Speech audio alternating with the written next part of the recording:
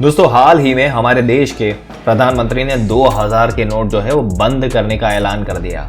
अब वो जिन लोगों ने अपने घर में बड़ी मात्रा में लिक्विड वेल्थ यानी कि कैश रखा है, उनके हलक में ये बात अटक गई है।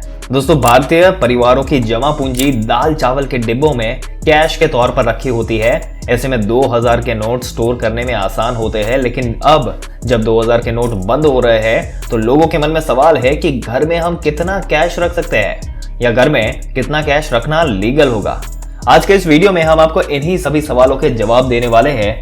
दोस्तों ऐसी ही जानकारी पाते रहने के लिए हमारी चैनल को सब्सक्राइब करके बेल आइकन जरूर से दबा दें।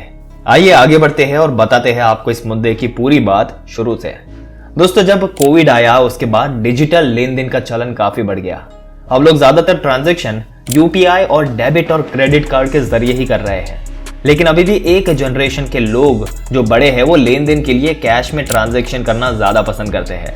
इसके लिए लोग एटीएम से एक बार में ही ज्यादा कैश निकाल कर ले आते हैं। लेकिन क्या आपको पता है कि घर में मैक्सिमम कितना कैश रखा जा सकता है? और इस बारे में नियमों की जानकारी नहीं होने पर आपको जुर्माना भी देना पड़ सकता है। घर में कैश रखना इनकम टैक्स का एक नियम क्या है, आइए आपको बताते हैं। दोस्तों इनकम टैक्स के नियम के मुताबिक आप घर में जितना चाहे उतना कैश रख सकते हैं, लेकिन अगर आपके घर में रखी नकदी को कभी जांच एजेंसी पकड़ लेती है तो आपको इस कैश का सोर्स बताना पड़ेगा। अगर आपने पैसे गलत तरीके से नहीं कमाए हैं तो आपको घबराने की जरूरत नहीं है।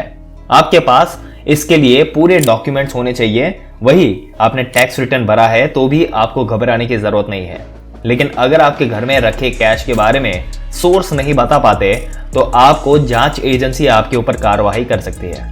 आपकी मुश्किलें बढ़ सकती है। नोटबंदी के बाद इनकम टैक्स की ओर से कहा गया था कि अगर आपके घर में आपके पास अनडिस्क्लोज्ड कैश मिलता है तो जितना कैश आपके पास से बरामद होगा उसका अमाउंट का 137% का टैक्स लगाया जा सकता है। वही central board of director tax के मुताबिक अगर कोई एक बार 50,000 से ज्यादा कैश निकालता है तो उसे अपना पैन कार्ड दिखाना होगा। वही एक साल में 20 लाख से ज्यादा कैश जमा या निकाला जा सकता है। 2 लाख से ज्यादा का कैश पेमेंट करने पर पैन और आधार कार्ड दिखाना होगा।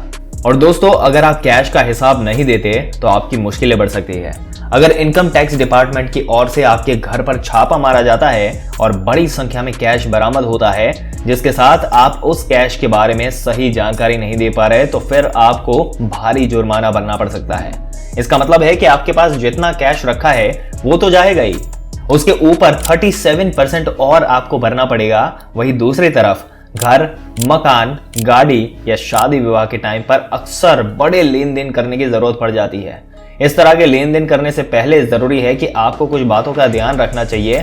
50,000 से ज्यादा, उससे ज्यादा की कीमत की निकासी या जमा करने पर आपको पैन कार्ड दिखाना होगा और खरीदारी करते समय 2 लाख से ज्यादा का पेमेंट कैश में नहीं कर सकते। इसके लिए आपको पैन या आधार कार्ड दिखाना होगा। इसके अलावा एक साल में आप अपने बैंक खाते में 20 लाख से ज्यादा कैश डिपॉजिट करते हैं तब भी आपको पैन और आधार बैंक में दिखाना। अगर आप बैंक से 2 करोड़ से ज्यादा कैश निकालते हैं जो कि बड़ी रकम है तो आपको टीडीएस सर्टिफिकेट देना होगा। वही 30 लाख से ज्यादा की संपत्ति की नकद खरीदी और बिक्री पर व्यक्ति जांच एजेंसी के पास आ सकती है। बता दें कि ऐसे मामले में छापेमारी भारत में इनकम टैक्स, ईडी, सीबीआई जैसी बड़ी जांच एजेंसी करती है।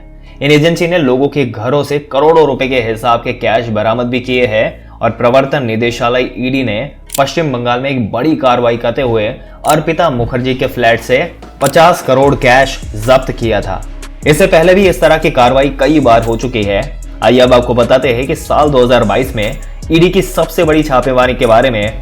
दोस्तों जो ईयर 2022 में ईडी ने अपने इतिहास की सबसे बड़ी छापेमारी हो उसको अंजाम दिया था, जब पश्चिम बंगाल सरकार के पूर्व मंत्री पार्थ चटर्जी शिक्षक भर्ती घोटाले में फंसे नहीं, वही उनकी सहयोगी अर्पिता मुखर्जी के घर से ईडी ने 50 करोड़ रुपए कैश जब्त किया था। और इतना बड़ा अमाउंट था कि इसमें 24 घंटे से ज्यादा का वक्त लगा। इसमें हालत ये थे कि नोट गिनने का काम करने वाले बैंक कर्मचारी जो थे वो थक कर चूर हो गए थे। और इससे कुछ दिन पहले ही झारखंड माइनिंग स्कैम से जुड़े इस मामले में 20 करोड़ जो कैश है वो भी जब्त किया गया था। इसके अलावा चांदी, गहने, जेमस्टोन वगैरह अलग से जब्त किया गया। बता दें कि इस नकदी ने 2000 के नोट ही ज्यादा मात्रा में थे, लेकिन ईडी छापे में पकड़े गए कैश को ऐसे नहीं कर सकती, क्योंकि जब्ती मनी लॉन्ड्रिंग रोकथाम कानून के तहत की जाती है और जब्ती के लिए ईडी भारतीय स्टेट बैंक, SBI और ऑफिसर्स को बुलाती है, जिसके बाद उनकी मौजूदगी में कैश की गिनती होती है। गिनती पूरी होने के बाद एक लिस्ट तैयार की जाती है, जिसे इसमें बरामद की गई कुल रकम दर्ज की जाती है और साथ ही ये भी दर्ज किया जाता है कि 2000 के कितने नोट है, 500 के कितने नोट है, 200 के कितने नोट है और 100 के कितने नोट है। ये वैसे ही होता है जब आप बैंक में कैश जमा करने जाते हैं, तब पर्ची पर नोटों की संख्या दर्ज करते हैं। इसके बाद एक इंडिपेंडेंट जो है वो ऑफिसर की मौजूदगी में इस कैश को बक्से में भर दिया जाता है और सील कर दिया जाता है। इस कैश को स्टेट बैंक ऑफ इंडिया की स्थानीय ब्रांच में भेज दिया जाता है, जहां से ईडी के पर्सनल डिपॉजिट्स में जमा कर दिए जाते हैं। और दोस्तों, यहाँ जनवरी महीने में एक और केस सामने आया था। इनकम टैक्स चोरी की सीक्रेट इंफॉर्मेशन पर इनकम टैक्स डिपार्टमेंट की इन्वेस्टिगेशन प्लान्स और इस टीम ने एक मैन्युफैक्चरर और उनके रिश्तेदार जो कारोबारी सहयोगी है उनको पकड़ा था और 40 करोड़ रुपए की काली कमाई पकड़ने का दावा किया था। 25 ठिकानों पर छापेमारी की गई थी दोस्तों। ये छापेमारी में 25 लाख की ज्वेलरी और 20 किलो सोना भी जब्त किया गया था। और आईटी से जुड़े सोर्सेज के मुताबिक इस काली कमाई का एक बड़ा हिस्सा प्रॉपर्टी में इन्वेस्टर है और पैसों के लेन देन से जुड़ा है। इस छापेमारी की कार्रवाई वाले जो कारोबारी और उनके सहयोगियों की हुई। दोस्तों, अब यहां चलकर आपके मन में सवाल आया होगा कि इस पकड़े गए कैश का क्या होता है। तो आपको बता दें कि दोस्तों, कानून के हिसाब से ईडी को रुपया जब्त करने की परमिशन तो है और ये पैसा उनके पर्सनल खाते में जमा हो जाता है, लेकिन वो इसका इस्तेमाल नहीं कर सकते।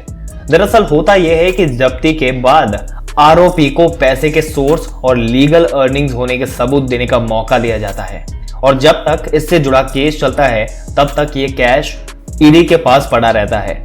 अगर आरोपी अपने इनकम का सोर्स साबित कर देता है और उसे कोर्ट के मामले में बरी कर देता है तो तब उसे ये रकम वापस मिल जाती है। वहीं अगर आरोपी अर्निंग्स वैलिड प्रूफ नहीं दे पाते तब इस रकम को गलत तरीके से कमाए गए पैसों के दायरे में रखा जाता है और तब इस रकम पर केंद्र सरकार का दावा होता है और ये सेंट्रल गवर्नमेंट के खजाने में जमा हो जाता है। और ये होता है पूरा जो सिस्टम, इस तरीके से जो है वो कैश का काम करता है।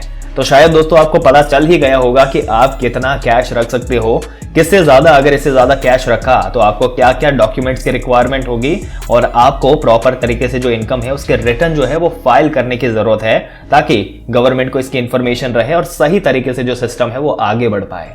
दोस्तों, आपके क्या विचार है घर में कैश रखने की इस लिमिट के बारे में और हमारे इस इंफॉर्मेटिव वीडियो के बारे में, जिसमें से आपको काफी जानकारी मिली होगी। अपने विचार हमें कमेंट करके जरूर से बताइएगा। अगर वीडियो अच्छा लगा हो तो लाइक करने के साथ साथ अपने दोस्तों और रिश्तेदारों के साथ जरूर से शेयर कर दें और ऐसी जानकारी पाते रहने के लिए हमारी चैनल को सब्सक्राइब करके बेल आइकन जरूर से दबा दें। मिलते हैं एक और दिलचस्प वीडियो में एक और दिलचस्प जानकारी के साथ। तब तक के लिए इस वीडियो में अंत तक बने रहने के लिए आपका दिल से धन्यवाद।